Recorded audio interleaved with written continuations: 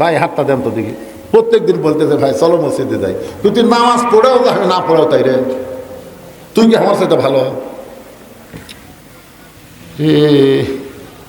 যে দিনই কয় বুঝলেন ওর একই উত্তর, তুই নামাজ পড়ে আমার সাথে ভালো। চিন্তা করতেছে এইভাবে হলে হবে না। ও একেবারে আপনাকে এলাকার সবচেয়ে বড় বাজারের নাম কি? এলাকার মধ্যে বড় বাজার চাঁচকর বাজারে ও দেখছে 3:30টার সময় হাত ধরছে। যে হাত ধরছে, কে রে ভাই কি জন্য হাত ধরলি? এখন তো কোনো নামাজ নাই, তুই তো নামাজ ছাড়া কোনোদিন আমার হাত ধরিস না। বলে ভাই আজকে নামাজের জন্য হাত ধরিনি, আজকে হাত ধরছি তোমাকে আমি চা খেলাম।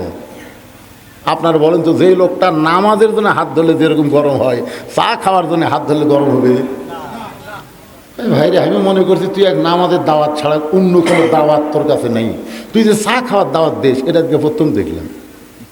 তা হাত ধরে চাষটা নিয়ে দেয়, বলতে ভাই নিমকি দাও, পেঁয়াজি দাও, জিলাপি দাও।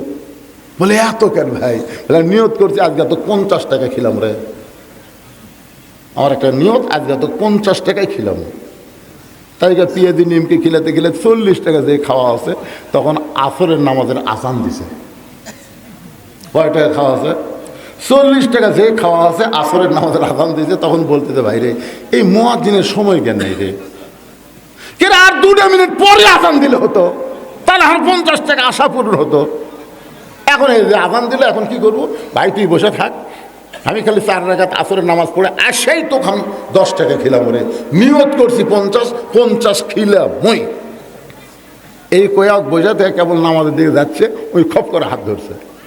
হাত ধরে বলতেছে কে ভাই একলাই কে আমার কবি নাই? না এতদিন বহুদিন খুশি ভাই।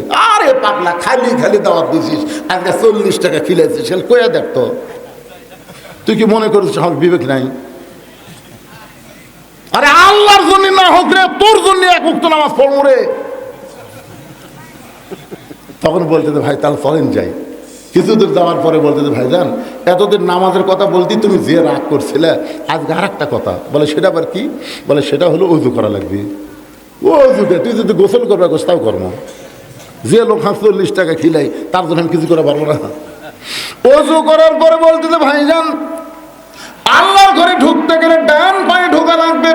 শুধু ডান পায়ে ঢুকলে হবে না, জবান খুলে একটা দোয়া পড়া লাগবে, আল্লাহুম্মা আফতাহ লি আবওয়াব রাহমাতিক। এই দোয়াটা পড়ে বেনামাজিকে যেই মাত্র বারান্দায় ঢুকাইছে, এমন সময় লোকটা সামনে কাতারে গিয়ে বলতেছে আল্লাহ আমার দায়িত্ব ছিল তোমার বেনামাজি বান্দাকে তোমার ঘরের মধ্যে ঢুকানো, আর তোমার দায়িত্ব হলো হেদায়েত দেওয়া। বান্দার দায়িত্ব কি? দাওয়াত দেওয়া। বান্দার দায়িত্ব কি? কথা কেন? আমাদের দায়িত্ব কি? আর আল্লাহর দায়িত্ব হলো হেদায়েত দেওয়া। আমার দায়িত্ব আমি পুরো করছি। খালি খালি বহুদিন দাওয়াত দিয়েছি, কাম হয় নাই। আজকে 50 টাকার মধ্যে 40 টাকা খাওয়াইছি, তোমার বান্দা তোমার ঘরের বারান্দা পর্যন্ত আইছে।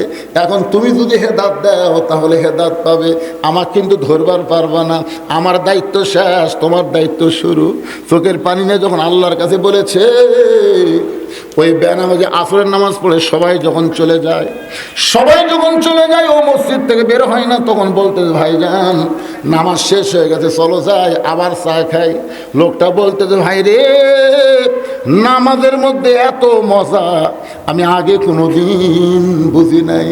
আজকে যখন রুকু করেছি সেজদা দিয়েছি তখন বুঝতে পেরেছি নামাজি আর নামাজি থাকে না, নামাজি আল্লাহর বান্দা হয়ে যায়।